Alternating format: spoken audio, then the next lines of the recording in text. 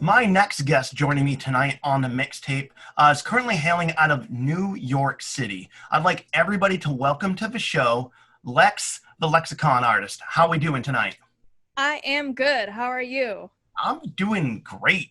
Just trying to make awareness of our robot oppressors and overlords, Skynet. So, just trying to not fight technology today. I seem to be at a good battle with it, and I don't want to upset my robot overlords today. So I'm doing good. I'm doing good here. Well, that's good. You want to look at my shirt? Here. What do we got? Ugh. Is that South by Southwest? Yeah, my mic is in the way, but yeah, I'm wearing a South by Southwest shirt. Oh man, that's awesome. That's Yeah. awesome. Have you performed there? Yeah, I was there last year, and then I was there the year before. I was gonna do it this year too, but obviously they shut down. That was around the time of like the shutdowns. Everything was going down, and it was around that time when they decided to close everything down. So South by was actually one of the first things that got canceled. I remember receiving this notification in early March on my birthday. It was March 6th, and I just got this thing on my phone. It was like South by is canceled. I was like, this is the worst birthday gift possible. Yeah, but yeah, I was there the 2 years previous, and I would consider that one of my like highlights of the year, like my favorite times. It's kind of like music Christmas in a way. Yeah. Yeah. That's what I hear. Everybody that gets to play it has an absolute blast. It's something that I'd like to be able to, once things open up and we're taking things on the road, be able to go and check out, because I know it's just an absolutely good time. So for my guest that may not have heard of you, Lex, tell us a little bit about yourself and what you do. Sure. I'm a musician and a whole lot of other things. I'm an artist and I hate myself. That's the line from one of my songs. Yeah, I make a lot of stuff, mostly music, but I also make, you know, video content. Starting to work on some reaction content. I do streaming as well. I'm still working on that. But yeah, for the most part, I am a recording and performing artist, and I make cerebral pop rap is how I like to describe it.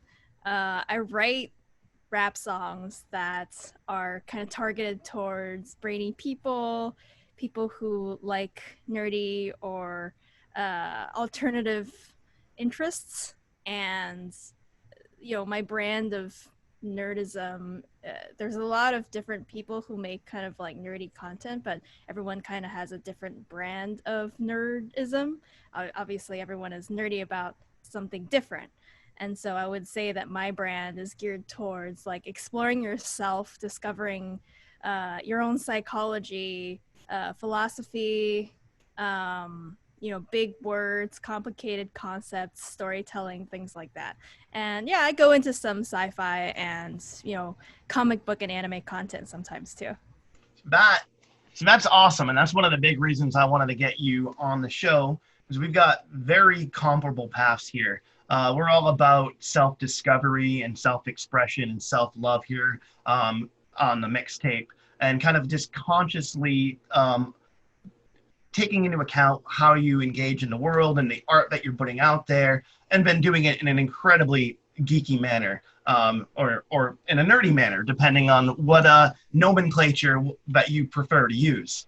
Right. And you're right. There is a ton of different things happening in what we can just the nerdcore category of things, and it varies. And it's not just hip hop, because there are punk bands and metal bands underneath the same guys as well. And you're right, everybody's kind of got their own brand, but not many are like you and doing a lot of like your own video content. So tell us about producing a lot of your own content that way, because you're pretty much like a grand slam perfect storm where you kind of do it all in your DIY. Yeah, I actually think a lot of my peers and people around me do have a DIY approach, or maybe I'm trying to think. I think a lot of people, obviously, people around me, they aren't signed. They don't have label backing. They mostly do everything themselves. But obviously they like hire help. They'll have people helping them to do stuff like, you know, professional cinematography. Some of them might hire like a PR agency and stuff. But obviously there are people who prefer to work a little bit more lean. And I guess I'm one of those people. For the most part, I've handled everything myself. And I think that includes artistic direction as well. You know, you know, all of the kind of album covers, the story concepts and the albums and stuff, like all of that I have an idea for. And a lot of the songs, you know, a lot of like the production, even though I don't personally do the production like some other artists do, I like songwrite. I write the music for a lot of the songs. And so all of these kind of come in together into this one big vision that I want for the project. And so I would consider that the artistic direction part, where I'm coming up with the ideas and having everything come together. Now, of course, I always hire a whole bunch of collaborators to work with me, but that's just because I think that there are people who do things better than I do. And I think that it's worth hiring them for their talents and their services. And I want to like showcase their work in my work as well, because I really believe in collaboration and cooperation. But as far as videos go, which is the initial question you asked, I think I might be one of the, you know, maybe few people who actually like direct videos myself and sometimes edit videos myself. I have a couple of videos that I'm editing by myself. I'm actually doing one right now, just like editing a video that I made, you know, in quarantine at home, like by myself. And yeah, so editing the videos, directing the videos, or like storyboarding the videos, I've had like a big hand in. And I think I have probably, I think like 4 official music videos online on YouTube. And then for the most part, those are either like storyboarded, directed, and or edited by me. So generally I have like a big hand in like the creative process. That's awesome, and especially because a lot of people they'll hand off like a lot of that like post-conceptual work onto somebody else. Like, yeah, I wrote the song and stuff. Like, they don't think about the video production aspect of it. And you're doing all the pre-production work, the storyboarding, you know, coming up with the ideas, and on top of that, creating all the content for it as well. Yeah. That's rather phenomenal. Well, thank you. Not a lot of people have that type of ambition. But I think that's what I first noticed when I saw you open up for MC Chris like a few years back, was just all that drive, all that ambition, and you could see that, and it absolutely radiated in your music. And I think that's what attracted me so much afterwards, and been staying and following up with you as an artist. So how has that journey been like since you started, and how long has it been since you've been doing all of this? I started this project in 2016. So like around like mid 2016. I've always been playing music throughout my life. I've played classical music. I've been in an orchestra. You know, I've played violin for 8 years before, you know, stopping my lessons. I play other instruments as well, like keyboard, bass guitar. And then I've also played in like cover bands when I was in high school. So those are all some like mini projects that I took on before I started doing original stuff. But around mid 2016, I think I met a couple of friends who encouraged me to kind of like take this path. And, you know, earlier that year too, in February, I also watched the live production of Hamilton, which is like on the original cast, which is obviously like relevant right now because that just came out on Disney Plus, right? Yep. Yeah. I remember seeing it live with the original cast here in New York. I was on a work trip in New York, and then I saw Hamilton because it had been blowing up around that time. Jealous. And Jealous. Well, the seats were terrible. But still, to see it with the original production, I mean, that's special. Yeah, the seats are really bad. I paid like $200 for like horrible nosebleeds. But it was great. I loved it. And it was one of the things that inspired me to write, you know, nerdy rap content. And I decided that I listened to it. I was like, yeah, this is good, but like, I think I can do this too, you know? And you know, it was around mid-June or July, I started writing my original stuff and performing it live at like local open mics in California. So that was how I got my start. I would just sign up at open mics and do like 5 minutes of my material, and people had a really good reaction to it. So I continued doing it. I met people who helped me book shows. I started getting kind of connected and contacts within the kind of Bay Area community in like San Francisco, Oakland, that area. And I started doing like official shows, but it wasn't until around spring of 2018. I did an opening set for MC Chris in San Francisco. So that was how I met him initially. Yeah, I was actually going to ask that. I'm like, so I mean, you were pretty fresh in the game, and like you started in 2016, and then I saw you 2 years later, and you went on a national tour with MC Chris. So how did that happen? As I said, it was actually really serendipitous because it was around the time of spring 2018 was the first time I actually went to South by Southwest. That was the first time I got to meet a lot of people in the nerdcore scene community specifically. And, as I said, it's kind of a music Christmas, nerdcore Christmas sort of thing. So everyone was hanging out. I got to meet these great people called Bitforce. They were the openers, like the touring openers for MC Chris at the time. And Joey, the guitarist for Bitforce, he said that he would put in a good word for me with MC Chris.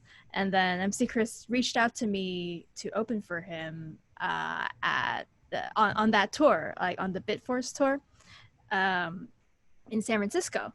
So that was a month later in April, and I met Bitforce and Joey again. I said hi to them. I already know them. But then I also met MC Chris, and he seemed to respond really, really well to my performance at that opening spot. So I personally think that kind of clinched it. That was like a clincher. I did a great performance for like a really packed house in April 2018, and then 5 months later I was like on tour with him. And it was around like that summer where he and his management reached out to me saying like, hey, you want to open for me on tour instead of just as a local? And I was like, yeah, sure, like that sounds great, even though I was a little intimidated because he said 8 weeks. He was like 8 weeks on the road. We're gonna be, actually I think it was 7 weeks on the road. We're gonna go all around the country. You want to come with us? And I was like, sounds scary, but sure. And I did the whole thing, so yay me. So that was obviously your first national tour. Mm-hmm. That must have brought its own level of anxiety. I mean, I know if I were to go out for somebody, especially that I respect so highly, to be able to go out and be able to support them on the road like that, I would definitely have my own level of anxiety. What was that like? So you didn't hear this from me, even though you're literally hearing this from me, but I wasn't that familiar with MC Chris. When he asked me, I just knew he was a big deal. Like I knew who he was. I was like, oh, like the Fed guy, right? Because like that was the only song that I had heard from him. I knew he was a big deal, and I knew that he had a lot of people at like the San Francisco show. I personally wasn't. I'm not old enough to have grown up with like the C Lab, the Aqua Teen Hunger Force generation. Also, I grew up in a different country, so I never really watched Adult Swim, around that era. But obviously, a lot of people in my community are very familiar with him. Like even my peers like grew up with that stuff, right? And so around the time I got booked for that tour, I started listening to like the album that we were going to tour, because it was the 10th anniversary of MC Chris is Dead, right? Yep. So I listened to that album, and it was widely agreed upon by a lot of the people around me that is his best album. And I was like, okay, I'll listen to it. Like within a couple of seconds of like the first song, like, well, maybe like when it hit the chorus of the first song, MC Chris is Dead, I was like, okay, I like this a lot. Like, I like this a lot. I like his music. I listened to the whole thing. I was like, this is really funny. This is really catchy. Like these songs kind of they're like pop rap, and the songs are crafted very catchily in a like structured and like pop style, which is the way I write my music too. I have like a songwriter's approach to writing a song, as opposed to kind of like more of an MC's approach, where it's more a free flow.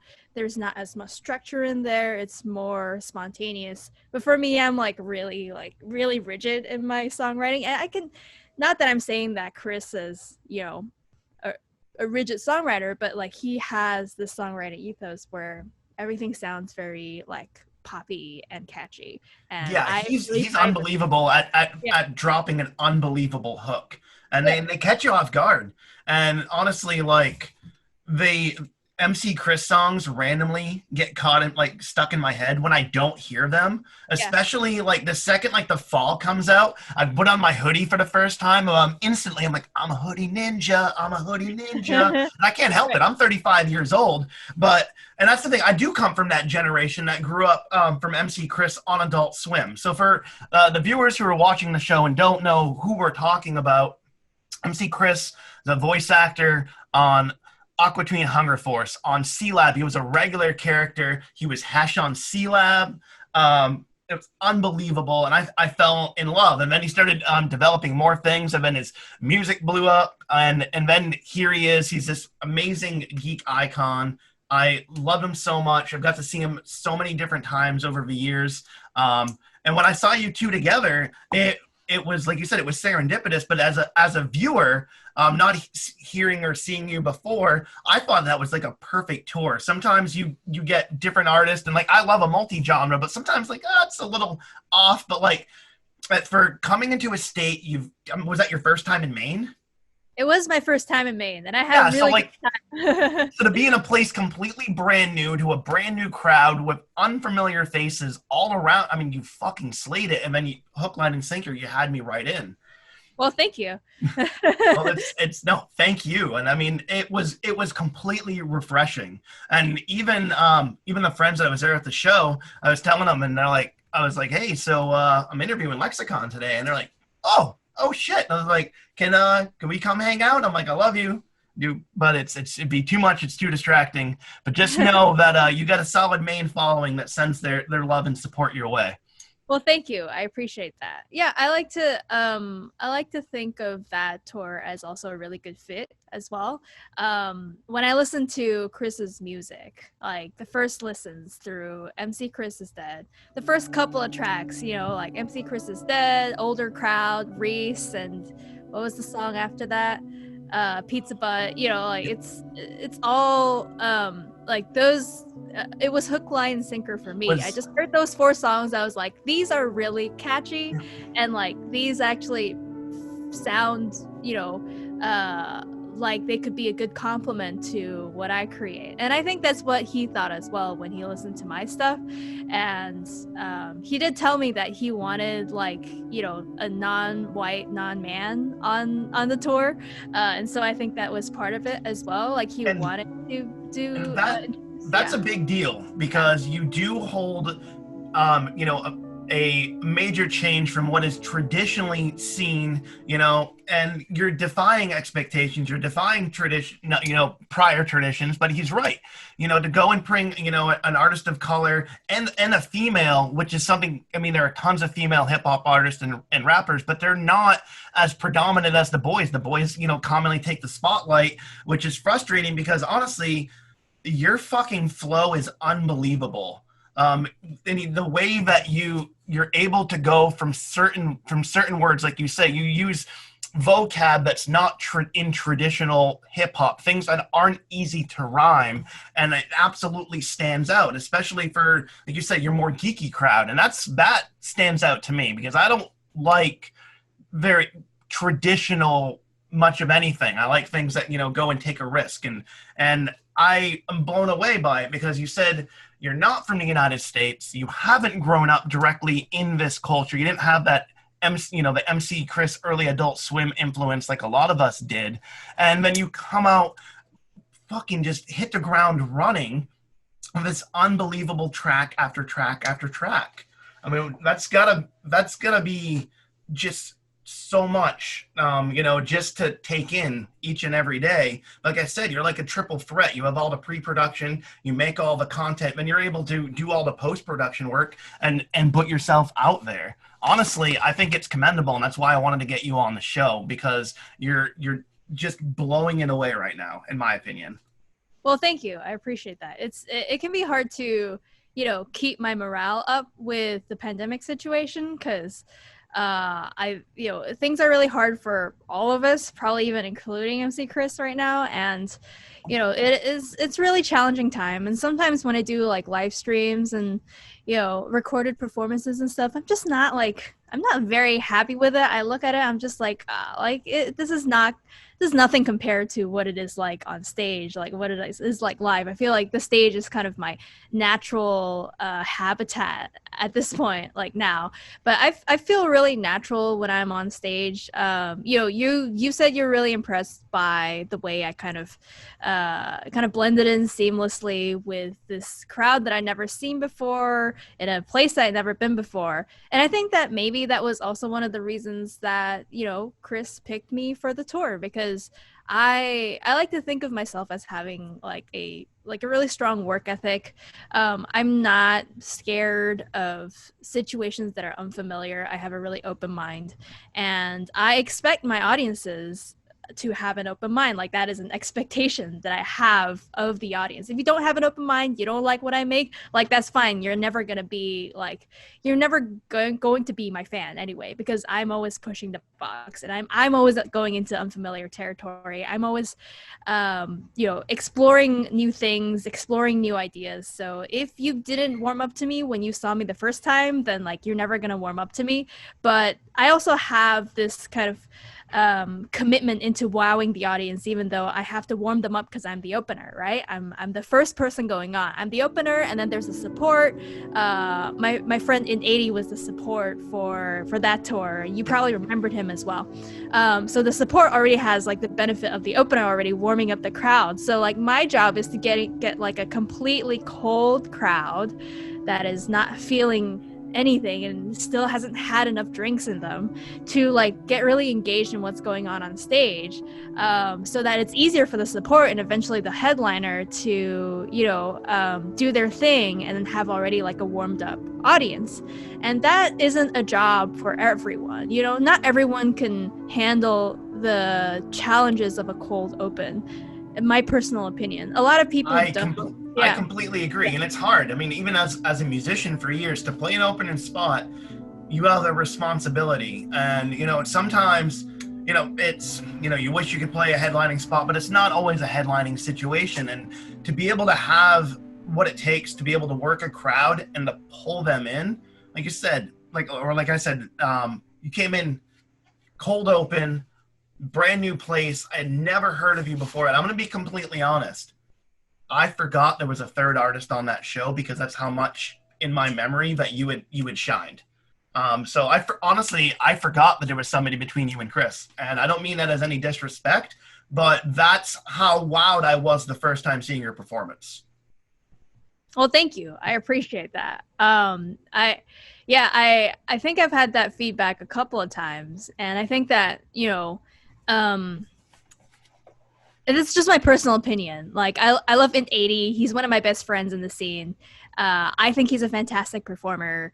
However, I think that my music ended up being more of a natural fit with MC Chris's music than his music. Like, he really goes into this like underground hip hop style, like this very like indie, roots, very indie hip hop style that is like less poppy. It's not pop music, it's hip hop music, and it's I would say it's a lot more like, how do I say it? It's a lot more like grungy, and it's a lot more underground than my sound. He's got some dirty old school beats to it. Exactly. Yeah. Some more old school, right? Exactly. And like, I think that puts him in like the same bracket as a lot of my other peers, like Michael Kill and Tribe One. Like, obviously they're all in the crew together, and they all make more like indie underground like hip hop music. But the way that my voice sounds is kind of like MC Chris, right? Like, I have this kind of like teenage boyish, like, like alto kind of voice that sounds pretty nerdy. And like, my music is also along like this pop track similar to him. And so I think that a lot of people found this natural affinity with both of us when they saw two of us on the same show.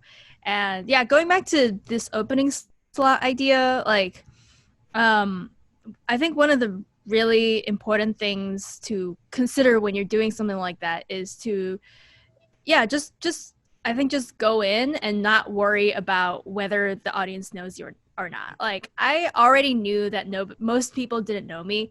Like my goal on that tour was to make a name for myself, to have people remember my name, have people remember my music, have people remember who I was, even though they hadn't heard of me before. So the important thing was to make an impression and not worry about whether they recognize me. Like there were a lot of people who came up to me afterwards and said, "Oh, I had never heard of you, but now I really like you." I'm like, "Good, that's the point, That's the right?" point. Like that's the point. I'm trying to make an impression, even though you hadn't heard of me before, and that is the goal. Every time I do like an opening slot, every time I go on a tour, is like I know these people don't know who I am. That's okay. I'm not here to play Pizza Butt, which is like a song that everyone knows. Like, I'm not here to do like the crowd pleasers. I'm here to present you with new information, and I'm here to open your mind. Like, that's something that I want to do with my creations is like, I want to open your mind. I want you to see things from a different perspective. And I want you to take in new information and incorporate that into your intelligence, into your mind, and like add that into your worldview. Now you see that someone who looks like me and who sounds like me can talk about things that you didn't expect them to talk about, right? Oh, absolutely. Absolutely. And honestly, that is the sole reason of why I wanted to do the mixtape, because I wanted to be able to go take a look from around the world, from all genres, and just introduce people to new ideas, to progressive thinking, to open-mindedness, to a willingness to inform, learn, educate, and grow and develop. And honestly, I think one of the most approachable ways to do that is through music, because music is a universal language. It's something, even if we don't speak the same language, it's something that you can intrinsically pick up because of the emotion that is being transposed throughout the track. And I think that's kind of a beautiful thing. And I absolutely, I applaud you for, your reason going into it, because that's honestly, in my opinion, that's the most noble of reasons to pursue it in the first place. And you're doing it, for growth and discovery, and to share that, with people as you're growing and developing every single day, because the road to the self-development isn't an easy one. And so I think that's what makes your music very relatable, because it absolutely, that comes across to the listener. Thank you. That's no problem. So one thing that I really want to know is, how did you make the jump into hip hop? Because you said you were classically trained, and when did you come to the United States? Because that must have been a big culture shock as well. So it's kind of a long story. I started listening to like rap music when I was in Taiwan. I grew up there. I lived most of my life there until I was 18. When I started listening to rap music when I was around 8 or 9 years old, the kind of rap music getting to Taiwan was like the top 40 stuff, like really popular stuff around the time, like Shady Aftermath Records and like 50 Cent and Kanye West and all those guys. So I listened to a lot of like popular hip hop, right? Like pop music, like from the early 2000s. So if you listen to a lot of my music, it actually takes after a lot of the early 2000s hip hop sound. Like that is the sound that I keep coming back to, because it resonates with me. It's a good place to keep going back to. Yeah. It's like a lot of people, like Int 80 that I mentioned earlier, like he takes after a lot of like the late 90s sound, or even like early 90s, it's the old school sound.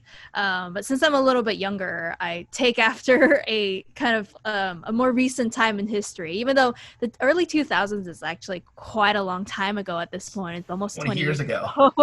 Yeah. So you could consider it as old school. It's certainly not like the modern, like, trap sounds. Although I do make sounds like that too sometimes. Like I'm flexible, I like trying new things, so I also make trap music, but it's not like my comfort genre, if that makes sense. Like my comfort genre is like early 2000s hip hop, because the kind of music you listen to, this is a psychological thing, the kind of music you listen to around 8, 9, 10 years old, that becomes like your kind of like comfort music. Like that really shapes the type of music that you like to listen to. And yeah, it really shaped my taste in music. So even though I didn't start writing original music around that time, I always had this like, soft spot, or like, I guess, hard spot for like really hardcore rap music. And I felt like it, expressed this freedom that I couldn't necessarily express in my daily life in Taiwan, because, culture is a little more conservative there. It's more restrictive. And, gender roles are a little bit more like prescriptive, where they're stricter on like the more appropriate ways that you should behave. And so, I look to rap music as this like vulgar, expressive, like angry, emotional kind of music that I like going back to, because it expressed some of my feelings, And in middle school, when I was 14, 13 years old, my my English teacher at the time, I went to international school, like an English speaking school, and we had like an English teacher from Canada who told the entire class to write a rap song as their final project to submit to him. Like, this is like an English project, like a thing that we were doing for school. And so I wrote a song, and I took all of my inspiration from like the early stuff that I was listening to, and I recorded it on like a shitty like webcam camera audio microphone, and then I recorded it, and I combined it in Audacity, and I sent it to my teacher. And then after listening to all the tracks, my teacher like literally pulls me aside, just me. I'm pretty sure it's just me. He pulls me aside and he says like, "Alex, you're really good at this. You should keep doing it." And that was when I was 14 years old. I never forgotten that. I was like, okay then, like I'll keep that in mind. And then I went to college. When I was 18, I moved to the US, to California. I went to college. And then I had to like do the school thing, right? I was like, okay, I gotta finish school. So I didn't do I didn't write rap songs at the time, but I got performance experience in other areas. I joined some like college theater clubs and a cappella groups and things like that. So by the time I graduated, I felt ready to write my own material, and that was around like 2015, 2016. So yeah, like around that time, I finally had enough material and direction to think about beginning a project. So I finally wrote some original material, and here we are. That's awesome. That's honestly, that's quite a journey.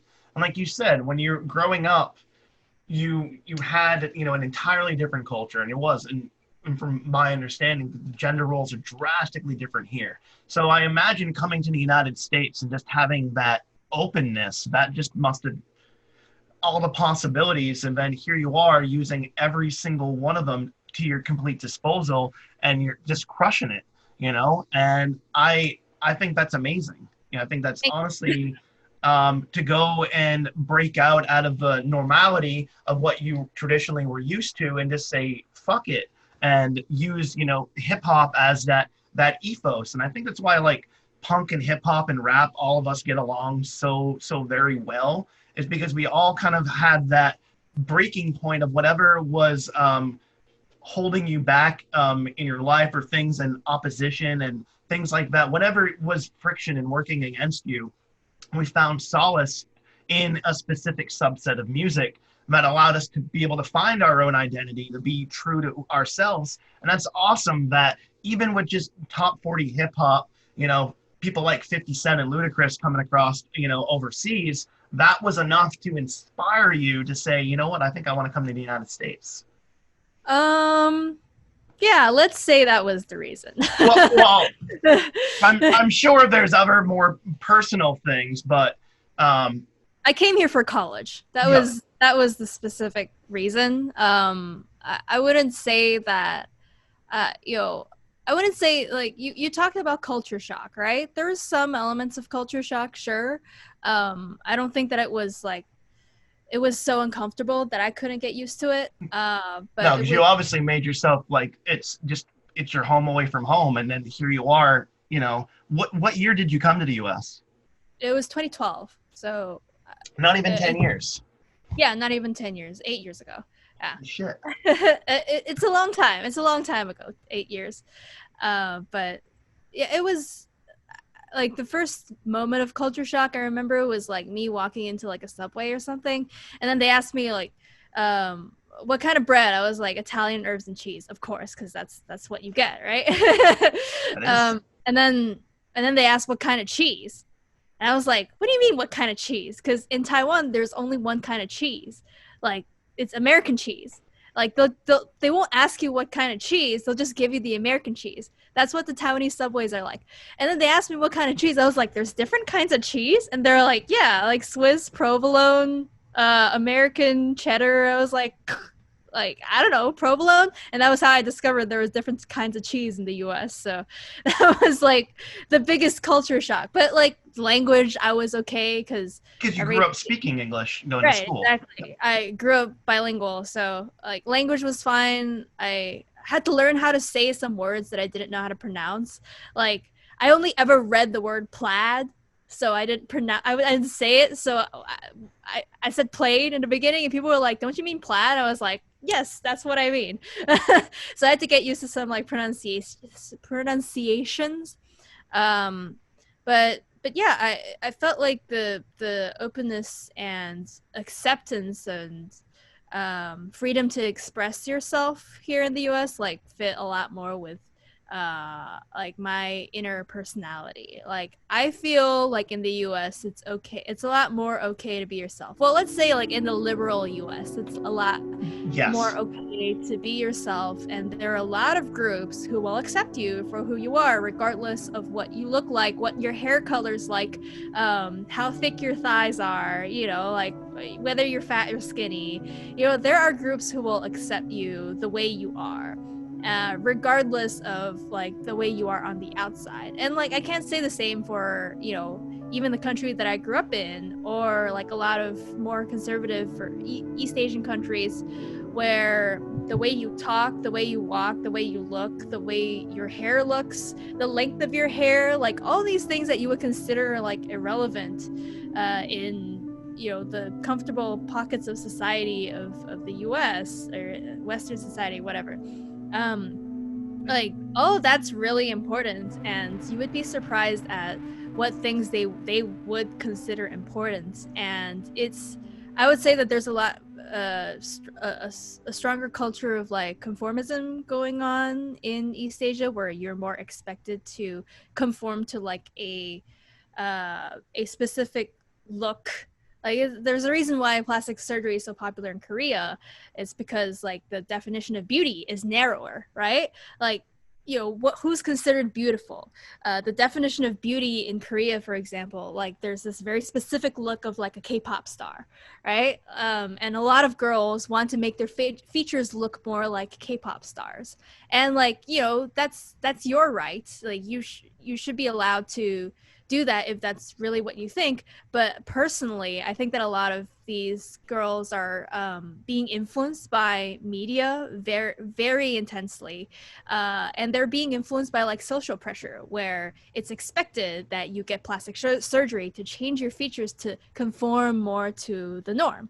And so, like, while you can say that part of it is a choice, I also think that they get influenced to it too young. Like Oh, when and you're, you're yeah, right, especially when an individual's in a position of power and to be like, well, if you were to do X, Y, and Z, you would be able to get, you know, A, B, C out of situation. So they're using that that influence in order to kind of get the product that they want. And I mean, that happens a lot in a lot of different industries. But if I'm understanding correct, in a lot of like Eastern Asian countries where they're more conservative, health and beauty is it's it's incredibly regimented, and there's a lot of social focus in those areas that you're talking about.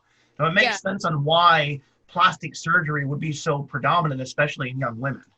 yeah. And let me add something alongside that. Like plastic surgery and this like really focus on this like hyper specific look of beauty, I personally think is unhealthy. Like there's this, you know, this very prescribed look of like long hair, fair skin, big eyes, like small nose, like your face, small jawline, like your face has to be perfect. And why is this so important? It's because gender roles are stricter here, and there's more pressure on women to find a mate and get married, right? Like, you're not a woman if you don't get married. You're not considered valuable if you don't get married or if you don't have a partner. And I think a lot of girls, young girls, as young as like 13, 14, 15, they internalize that, and they start worrying like, oh, if I'm not thin enough, if my face doesn't look like this, then I'll never get married and I'll be a disappointment to my family, right? And so Yeah. this is like a really strong, insidious psychological effect that people don't necessarily think about, but it's really strong even in a country like Taiwan, which is considered a more liberal East Asian country. And so, like, I mean, I know a lot of like acquaintances of mine who have gotten plastic surgery, and um, you know, I'm not gonna pass any judgment on their choices.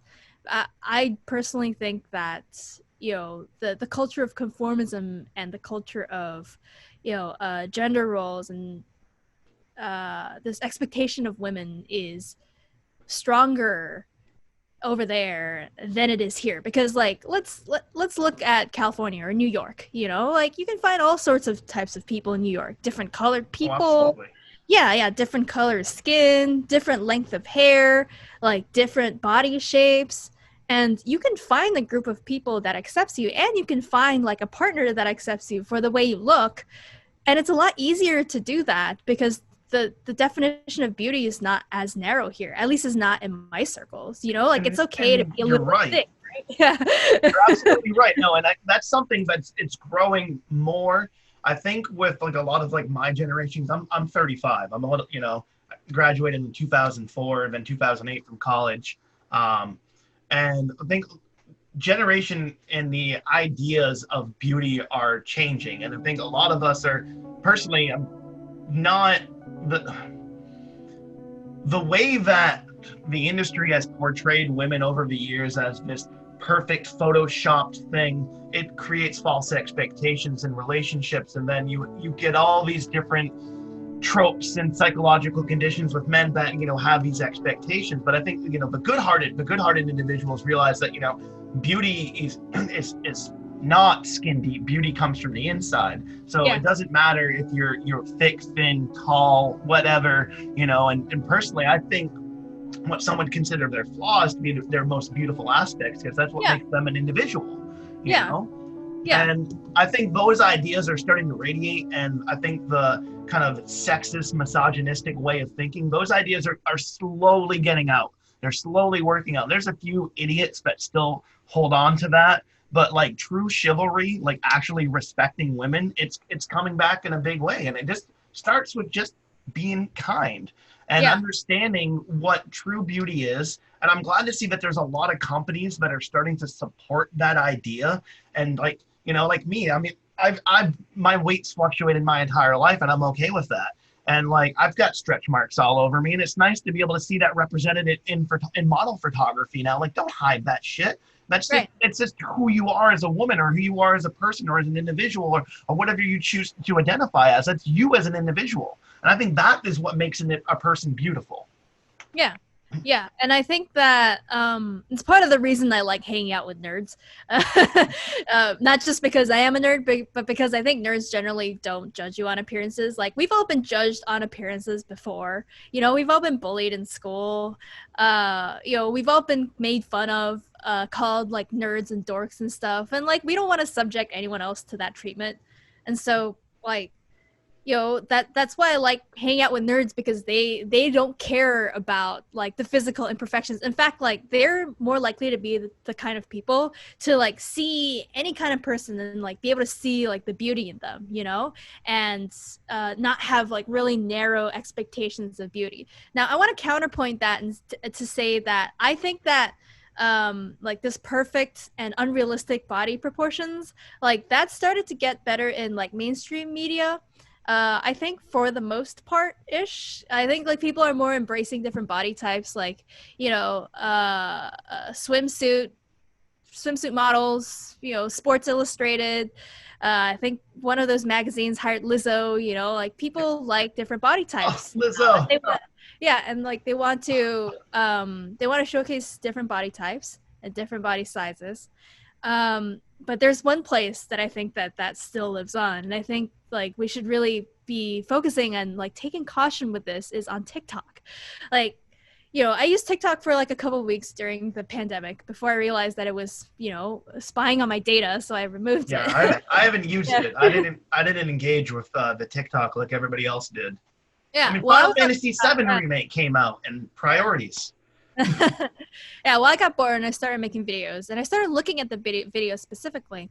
And you know, I think people on TikTok are they generally skew younger. They're a lot younger than me. I'm 26, but they're like under 18. You know, like 18-year-olds and like younger than that.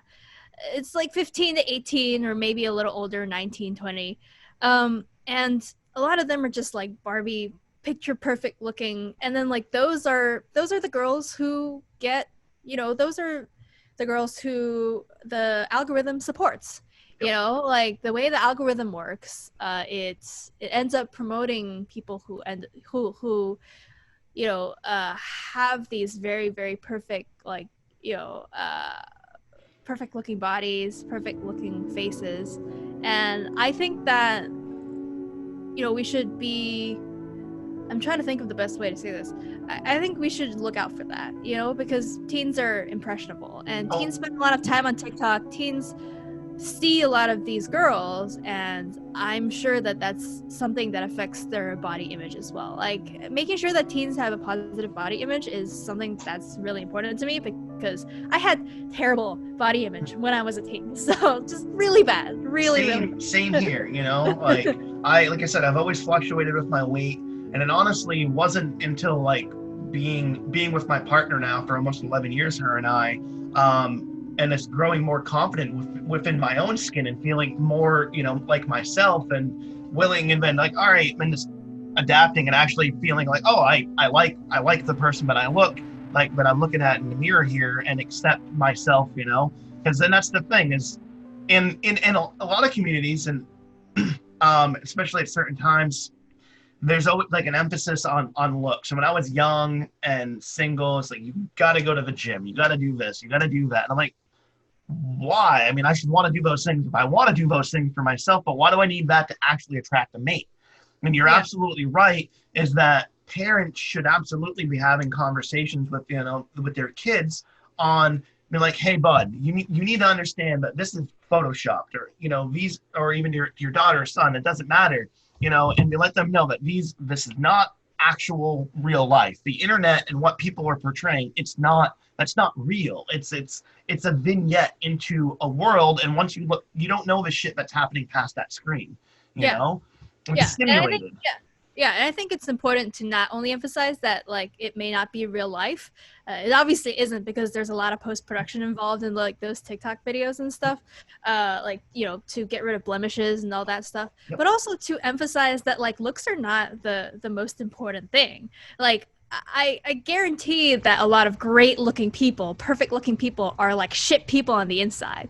Like Oh, absolutely. they have been rewarded for like being like looking like a 10, you know. Like I hate this like rating system of like, oh, she's a 10, or like, oh, she's a 6 on a good day, you know. Like we shouldn't rate beauty like No, and that's, has and their own we, beauty, you know. we need to move away from that. But that's the problem, that we live in kind of this instant gratification society, is that unfortunately with some people, they see self-value as the way that others see them. And if they're not getting the likes and follows and things like that, then by default, they think that they don't have value.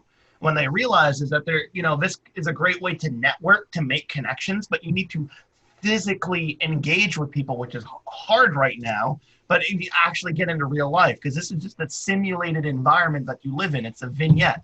It's a presenting self. It's what people want you to see, you know? And it in the wrong situation, it can create poor expectations, which create for unhealthy relationships, and all in all genders. You know, it creates false expectations on both sides. So just having a realistic conversation and getting people to know that this is not what true beauty is, this isn't what real life is. This is all simulated. And I couldn't agree with you more, because like the Instagram models and things like that, I mean, you do you. If you're happy at the end of the day, so be it. Doesn't mean that I'm gonna look at it. You know, it's not my cup of tea. You know. Well, I think it's fine for people to be Instagram models, but I don't think it's like, it's fine. And people follow them, whatever, do what you want. Exactly. I mean, if it helps you sleep at night, then so be it. It's not, it's not my cup of tea, but I'm not going to say, hey, because on my views on the industry is absolutely, and you do you. It's your body, it's your choice. You should be able to make those decisions, hands down. But at the same time, we need to be having realistic conversations with young, impressionable minds on what the definition of beauty is. Yeah, and be aware of how it can influence people, and be aware, and also, like, realize that like your looks are not the most important thing that you can offer. I think specifically a lot of women are unfortunately put in this position where they think that, if they're not beautiful, they're not valuable, and they have to look perfect. They have to have a beach body. They have to have a thigh gap. They have to get rid of those hip dips. All these like ridiculous standards on bodies. Like, do you even know what hip dips are? I discovered what hip dips are a week ago. I was like, what is this is this a flaw? Is this an actual thing? I unfortunately have heard, the term thigh gap and stuff like that. But like, what is a hip dip? A hip dip is just look up the image. It's like, how hips are supposed to be like that. Yeah. Like a hip dip is like if you have a little bit of that before you go like that. I'm just like, why is this such a, like, when I discovered the thigh gap, like that was an issue. I was probably maybe like 5 years younger than I am now. I was like, is the thigh gap a thing? Like, why is everyone obsessed with getting a thigh gap? Like, why are these small, tiny, minuscule details like girls' obsessions? Like, I think that, I think girls, unfortunately, have been conditioned to think that their beauty is like the number one thing that they can offer. It's fucking not. It's just not. Like, I've never thought that my beauty is the only No, thing. I think the biggest thing you can offer anybody is your time. Yeah. Is your physical time, is being there. I think that's one of the most earnest things you can give anybody, is just sharing your experience with them. And if there's only so many minutes and seconds and hours in a day. There's only a finite amount of time that we have here on this planet. And to me, I think anybody that's willing to give you their time, I think it's one of the most beautiful exchanges that you could have. Well, I hope you're taking a piece of their exchange. Life. What's that? I hope this is a beautiful exchange. It is. This is the one. I am. It's not just the lights. I am gushing. My beard is glowing. This has been phenomenal. And this is why I like doing this and having these types of conversations, because they're important to have. They really are important to have, because it shows, like I said, a new perspective that maybe somebody might not have thought about. Maybe they're listening to the show and they're thinking about their kids and like, oh wow, you know what? Maybe I haven't had that conversation. So if anybody can get anything out of what we're doing here, then that's amazing.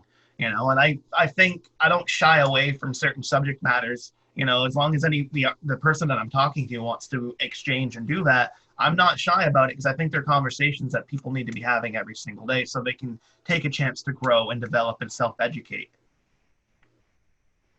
Yeah. Now, it's going to come off crude, and I love this expression. John Waters, one of my favorite filmmakers, king of more well-known be Hairspray, and but I've seen him live so many times. He's a great public speaker. But he has this great quote, and it's always resonated for me because I heard it when I was like 20, so like the last 15 years. And it's going to be crude, but John Waters' quote said, "Don't fuck anybody that doesn't read. If you go home and you don't see a single book in that house, just leave. Just leave." And I was like, you know what? That resonated for me. And it's silly, not that I had a very adventurous life, but it was something, in my heart, in my mind, like, that's a rule. You know what? That's a rule, is I'm not going to physically engage with anybody that doesn't read books. I would have to go back into my memory files to see if I've ever broken that rule. I don't know. You're allowed to break your own rules every once in a while. We're only human. We're only human here. So, Yeah, it's important to read. It's important, even if you read in different forms. Like, if you read Reddit, if you read The Atlantic, I don't know, like a random, or the news. Onion, or or anything. Yeah, Like if you're just training your mind and you're just reading something every day, one, it's good for your short term and your long term memory. It allows for your recall memory. It's incredibly healthy. It's good for your brain, but it's just good just to imbibe something brand new that's not one of your thoughts, yeah, or a TV show. I mean, don't get me wrong, I love TVs and movies, but I I love reading. I love reading mangas. That's a huge bit of my time. I'm all about My Hero Academia right now, so I'm going through the manga so I can read ahead of the show. Um, and you're right, it's important. Are you reading anything good right now on the subject? I am watching a TV show. I read a couple of books like in the last couple of months. I've been a little busy, so I Which is haven't understandable. started a new one. But I read some like self-help books, and I also read this kind of life principles book by a investment management person. And he's like a billionaire, and he runs a really famous investment management firm. And he, wrote this book about how to succeed, like how to live a life that prioritizes the truth and prioritizes, analytical thinking and making sure that you're taking the right choices and that you're weighing the pros and cons of a choice that you're going to make before you make the choices, and also getting as much information from other people as possible so that you can have like a nice weighted triangulated network of information so that you can figure out what's the truth and to operate based on that truth, because the truth to him is the most important thing. If you don't know what's true, then you can't make the right decision. Well, exactly. It's the same if you were to equate that to mathematics. If you don't have a single, a number to go by, and you just have, X, Y, and Z, you have no true variables to actually solve for. You have nothing solidified as a base, as an earnest place to start. Then what's the point? Yeah. So that book was called Principles, and Principles by Ray Dalio was the book that I read during this quarantine time. So that was like something that really stuck with me. As far as the TV show I'm watching, I'm currently going through Avatar: The Last Airbender, which I never watched before. So I'm like, I just got done with season 2. It kind of picks up kind of slow. Like, I think it only really picks up around the end of season 1, but like season 2 has been awesome. And I'm going on like my second watch of it because same. I watched it, when it was coming out when growing up. But now as an adult and watching it again, it's beautiful. I know where I'm not gonna spoil anything for you, but it is one of the most rewarding series. Like, it's very rewarding. We'll say that. Nobody spoil this to Lexicon. Yeah. I absolutely hate spoilers, and yeah, I like shows that I think the storytelling is really well done. Everything's very well planned out. There are a lot of threads that are kind of like coming together. Have you seen The Dragon Prince? No, I haven't. That's from the same people that made Last Airbender. Oh, okay. Yeah, so when you finish that, it's also on Netflix. Definitely check that out. Okay. Yeah, it's pretty much me and my partner. We pretty much watch mostly animation. There's just so many good animes and so many good American cartoons as well. There's a ton of content right now, and it's hard to pick and choose what you can actually focus on it. So yeah, I have a watch list, and it's like it takes a while to get through, so I'm trying to get through my watch list, but most of my watch list is animation too. Like, I don't watch that many American cartoons. This is like one of maybe like 3 or 4. But I like Steven Universe. I like Rick and Morty, like those are some of my favorite shows. Well, I got to meet the Gems and Steven like 2-3 years ago at Comic-Con in Boston. Cool. Oh man, they were a treat. Meeting Estelle was just, she's a powerhouse, and as a musician, she is an amazing human being. I'm a huge Steven Universe fan here. Oh, let me get a little.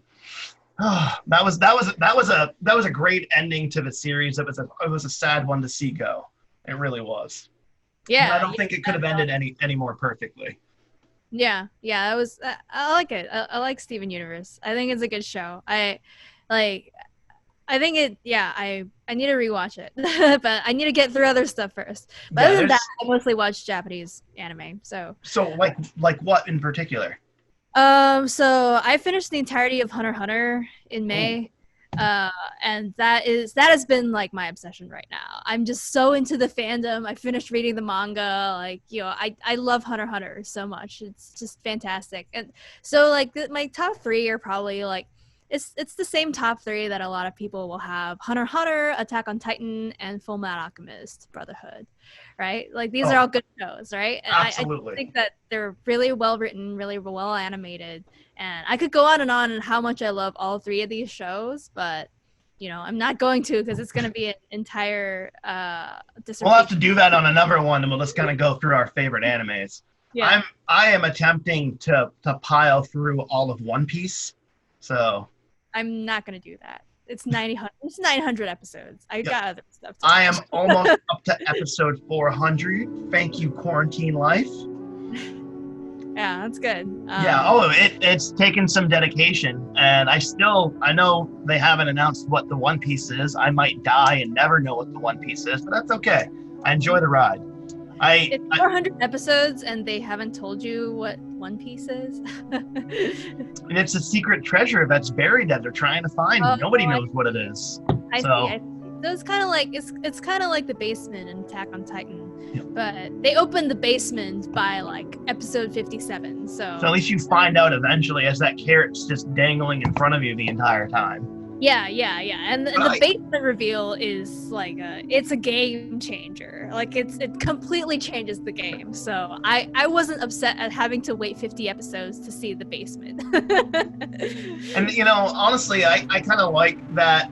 I'm all right with like a good carrot, like and alluding to something that you don't find out about. That very kind of Tarantino-esque style of storytelling. Like, here's this thing, but I'm never going to show you what it is, as compared to other directors that will constantly point out a mystery box and then I'm not going to talk about the new Star Wars movies.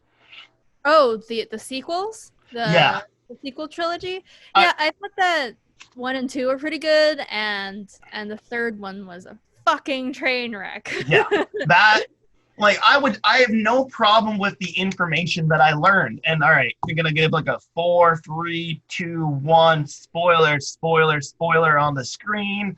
So to find out that Rey was Palpatine's granddaughter was like not a big shock. Like I was actually completely okay with that, and it was. I was fine with it. Yeah. But it's just the way like that they came across the story. And honestly, my issue is more with Ryan Johnson's with the second one. I thought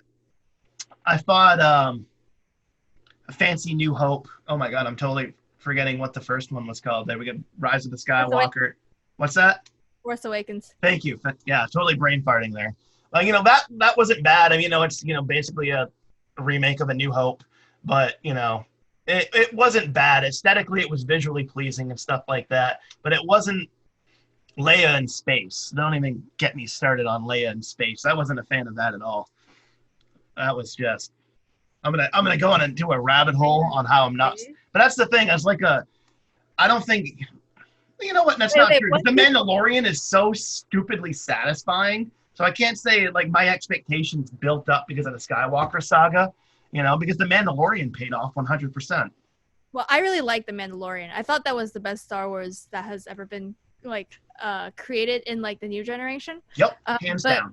What did you like about Leia in space? Like what? It seemed really odd to me. It seemed like kind of out of nowhere. It was really weird, but because we never saw that extent of her force powers. Like if they maybe would have hinted at it, but I don't know. Wait, hold on. Hasn't she been in space before? No. When the ship blew up and she like is frozen and drifting through, and they pull her back inside when she was physically in the vacuum of space. Oh. Yeah, when the ship blew up and she almost died, and then she was in a coma for most of the second one. Oh, I meant her physically in space and almost being frozen, and then she uses the force it honestly, as an editor, it seemed like, oh, unfortunately, this passing of Carrie Fisher happened. We only have so much footage. We need some more ideas in order to kind of piece some scenes together. I don't know if that was originally in the story or not. It seemed like that was a later decision that I personally thought took away from the plot. But so. she died. What's that? Carrie Fisher died. And yeah, well, that's what I'm saying is. Yeah, that was a necessary thing to put there. I'm not saying her death in 3, but I'm talking about in the second one when she goes into the coma. She died before the second one was released, so they couldn't film more footage of her. Exactly. So that's why they put her in a coma. It was just like it was a way to keep her there so that they could have her in the film, even though she couldn't film any more scenes because she was dead. Yeah, and that's the thing is, if they would have done that in a different way besides putting her in the vacuum of space, and then I was just not happy with that part. Okay. The ship blew up. She was drifting in space. She used her force powers to get back inside. But then again, Star Wars fans, they're angry. They will argue with each other all day long. It is a rough fandom. Star Trek fans, they never do that. And that's, that's why I love the Trek as well. You don't have, well, I guess people might argue original series to next gen because next gen will win all day, but I think the second movie was really good. And I think the third movie was really bad. I'm talking about the sequels. Yeah. Star Wars. Mostly because I think that the second movie was trying to do something different with, compared to whatever came beforehand. And the third movie was just like, fuck it, we don't like that. We're just going to rewrite. We're just going to retcon everything. And and that was, none of it makes sense. And the writing was terrible in the third one. 2 did introduce probably one of my favorite new Star Wars characters, and that's Rose. I love it. Yeah. And that is the saving grace for me, because everyone's like, oh, all the hate on her and the actress, which was awful, but I thought she was an important character because she was the true embodiment of rebellion is heart. It's not every single person's a warrior. Not everyone can actually fight. Rebellion and social reform happens in a lot of different ways, and not everyone's on the front lines, and Rose is like the embodiment of that. She's like the embodiment of resistance and that good spirit towards change, and I loved her character. And you're right, they were trying to do something different. They did take some risk, but of the 3, it was my least favorite, but it introduced my favorite new character in the Star Wars franchise, so I will give it that.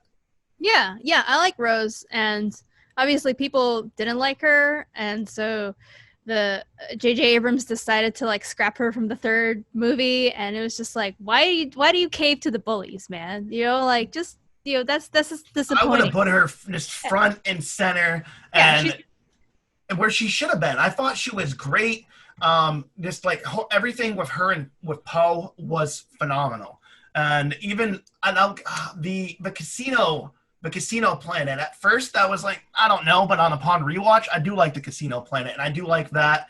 And you have Benicio del Toro with his DJ character. That was really cool, too. I like that idea, and that was something that they didn't even jump in with the whole don't join, the in-between, no alliance thing, which we'd never seen. Yeah.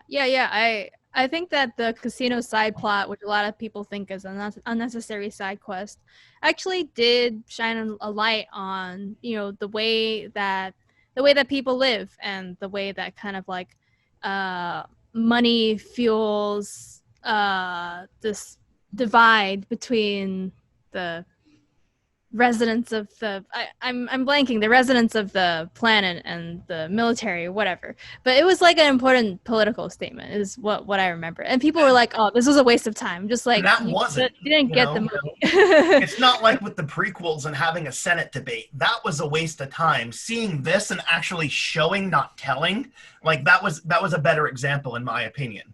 Right. Oh man, we talked about a lot today. All over the place. So you said when staying busy, besides, with a little bit of time for some entertainment, what have you been working on in the downtime? I've been editing a new music video, so that's like the major thing. I'm researching kind of I mean, this is for a Twitch stream, right? I've been researching how to grow my Twitch as well. I haven't started doing anything with Twitch, but like I want to have like a solid plan before I launch. But yeah, researching Twitch. I've been making visuals for live streams. So yeah, obviously this is a live stream generation. Everyone's doing live stream shows and whatnot. And you know, I did some live stream shows, but I want them to look better. And so I've been, you know, creating visuals, asking people to make visuals, and you know, putting together these like nice assets so I can have nice looking streams. So that's one thing.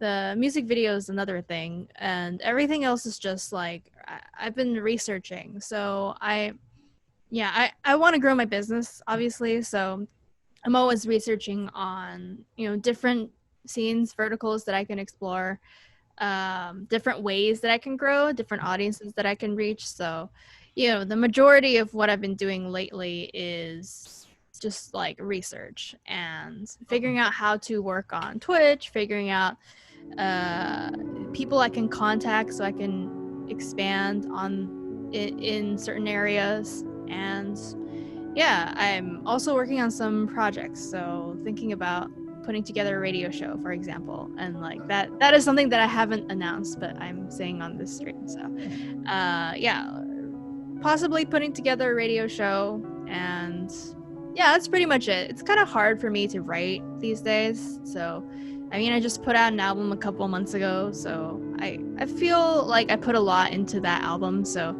I'm okay not creating because I just don't have any creative impulse right now. So I'm okay not creating music right now, but I am doing a lot of stuff around the music. And that's totally okay. Like, not everyone needs to come out of all this like, oh, I wrote 17 albums, boom. Like, no, what I'm you're not doing gonna right do that.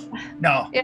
I've got 2 right here that are almost there. But then, you know, I'm not putting unnecessary pressure on myself in order to get it done. I'll get out, you know, my next album when I get it out, and that's just the way that it is, and I'm all right with that.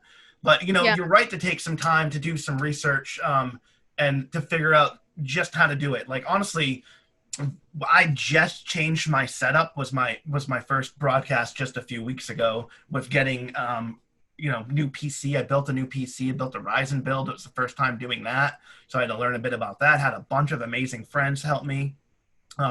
Basically taught me like a toddler building a PC. You know, brand new camera and setup like that. And it's definitely to do it right and have it to be a product that you're really proud of at the end of the day. It takes time, and to understand what markets are out there, what is your direct competition, you know, who's doing what right, you know, and things like that. There's a ton to learn. This is brand new to me as well. So I kind of just been taking what I learned in film school and my years of being in bands and stuff like that, and then years of working for a different company in sales and training and education and development, and kind of just pooling it all into one place. And so I got different people. I got an amazing producer that helps me packet a lot of the graphics and stuff on my show, getting people that can do things better than I can. And I have no problem admitting that. You know, I want to work to my best strengths, and there's amazing people on my team that are doing the same thing and putting their best strengths forward. And I think, like you said, you're definitely doing it the right way. You could sit there and you could try to fight the algorithms, or you can learn how they all work first and then kind of use that to your advantage. Yeah, I don't think there's really a point in releasing 17 albums to nobody. Like, what the fuck's the point in that? Like, I'm not gonna fucking hustle and grind for like a tiny audience. Like, yeah, like that was what I did when I started, but I'm past that now. I think it's time that I have a strategy. So I want to use this time where I'm stuck inside to work on a strategy, to do a lot of research. And once all of this is all over and we can kind of like activate regular life again, I'll be ready to go, right? Like, I won't have to say that I wasted all that time not preparing for this moment, because once things go back to normal, my prediction is this: like, the music industry is going to get way more saturated immediately, because like everyone's going to want to do shows, everyone's going to want to tour. you got to be ready. Like, you got to be ready to hit the ground running, because people have been preparing in quarantine for this moment. And that's what I'm doing right now. I don't have the energy to create new content. I don't think I need to. I can just tour my new album. It's like, Exactly, because you haven't even got a chance to do that yet. right. I'm just like, I've worked so hard the last 2 years writing new songs. Like, I think I can take a break from writing new songs. I don't want to. I'm not inspired to right now. So I'm using this time to brace myself for eventually, when we all get to tour again, I can hit the ground running with this like beautiful live setup, great sound, mobile band setup, like, have some like a drums and like a backing track, like I want to get fancy. Like I Yeah, want people to take me seriously, and I want to look pro, and I'm going to do all the research that I can to make that happen. and you're absolutely right to do so, because you're caring about your craft and you're putting all of your heart and soul into it. And if you've got something in your mind's eye, you're not going to rest until you're able to create that to the best of your ability, until you feel that actual moment when you finally lay down at the end of the day and you're like, yep, that's it. And then that's the point where that spark clicks, and then it burns from there. And then that's when, the moment when everything opens up. And I think that preparedness, that's huge, because you're right. The second everything opens up, it's going to be a flood of shows, bookings, and everything. And it's honestly going to be hard to get out there, because everything's going to fill up really quick. Yeah, right. So I think you're doing it the right way, especially to come out with something more than you had previous, and that's always, my way of thinking, is that I want to, one, be entertaining, I want to be engaging, but I want, to have you come back and see something new that you didn't see before, and just constantly adding to it, trying, evolving, working new things, incorporating new people, doing different collaborations is huge. Yeah, and that's all part of the new plan. So, finding new people to work with, finding new scenes to be a part of, all of that requires research. So, Oh, absolutely. Well, I'm very excited. We're going to check out some of your more recent videos, some of the stuff that you have done here. Want to tell us a little bit about your new album before we part ways? Sure. Yeah, I don't know if you can consider it new, but it hasn't been toured because of COVID, but I released it at the end of March. It's called Alter Ego, and yeah, it's a couple months old. It's an exploration of different egos and one person's journey through like their external self and their internal self. So it's kind of a loose concept album, and I'm pretty proud of it. And it's got a lot of really catchy songs and some really interesting concepts. So highly recommend you check it out if you're interested in like psychological, philosophical rap music and pop music. So yeah, Alter Ego. Absolutely. We have a segment every week on our show called The Sounds of Conscious. We're all about conscious hip hop here on the show. Cool. Yeah. Where can we find your music online? Sure. Well, I have most of my stuff, I believe all of it, on my website. That's thelexiconartist.com, lexiconartist.com. So that's my website. I'm also on Facebook, Instagram, Twitter, and Patreon. So those are the places where I'm most active right now. And all you have to do is search the title of this episode, Lex the Lexicon Artist, easy, on Google, and you can find me on all the social media. Perfect. And are you on Spotify too? Yeah, I'm on all the music distributing sites, Spotify, Bandcamp. So add her to your mixes on Spotify. Yeah. Please, mixtapers. Yeah, I'm hoping to, like, towards the end of what I would consider season 1, which would be this year, to take all the artists and make a massive playlist when I got some time, and just start putting the link out for everyone that's been on the show. So everyone, in the meantime, add Lex onto your Spotify playlist and show some love. My guest tonight has been Lex, the Lexicon Artist, coming out of New York City, coming out of California, coming out of Taiwan, representing a lot of places all in the world. Thank you so much for being a part of this tonight. Thank you for inviting me. I had a great time. This was a lot of fun. And so hang out for a bit, Mixtapers. We're going to check out some of Lex's music videos here and some of her tracks, and we'll be back to the show. Thanks so much. Thanks so much. Peace.